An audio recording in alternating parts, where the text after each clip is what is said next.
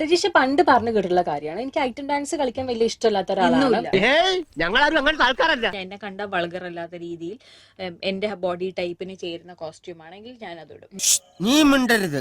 നീ മിണ്ടാറാവുമ്പോ ഞാൻ പറയും. ഞാൻ നിങ്ങൾക്കൊരു ചെറിയ സർപ്രൈസ് തരാൻ പോവുകയാണ്. പ്ലീസ്.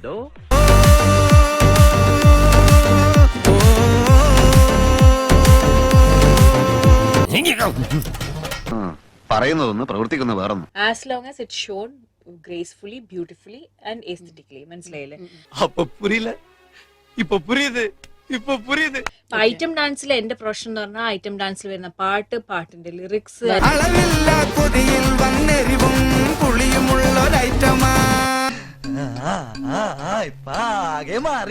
അതിൽ കാണിക്കുന്ന മൂവ്സ്,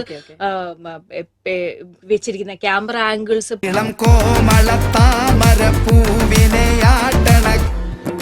പഴയ ആളൊന്നുമല്ലാട്ടാ. സൂം ഔട്ട്, വയറ്, കൈ തിരയെ ചേർക്കുന്ന കൂട്ടാണു നീ. താൻ എന്തൊക്കെ കാണിക്കുന്നത്? ഞാൻ പറഞ്ഞ മനസ്സിലായില്ലേ? പക്ഷെ നമ്മൾ എങ്ങനെയാണ് ആ പാട്ട് വെച്ചിരിക്കുന്നത്, എങ്ങനെയാണ് നമ്മളെ ക്യാമറയിൽ അത് ഷൂട്ട് ചെയ്യുന്നത്, ഇടയും നേരത്തെ കാറ്റാണു നീ. എങ്ങനെയാണ് നമ്മൾ ഓരോരോ ബോഡി പാർട്ടിനെയും കാണിക്കുന്നത്. 5-6 കടലോളം മണ്ണാകെ ഒഴിയുന്ന എന്നാൽ ഇനി ഞാനൊരു സത്യം പറയാം. എന്തെങ്കിലും വായിക്കാത്ത പാട്ടിൽ വരുന്ന വേർഡ്സ് എന്തൊക്കെയാണ്.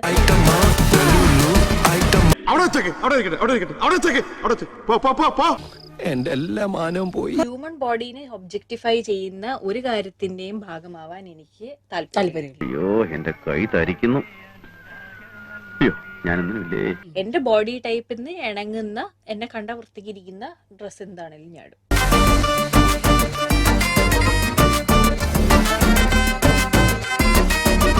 ഇക്കച്ചോടെ ഈ നാട്ടിൽ നടക്കൂല.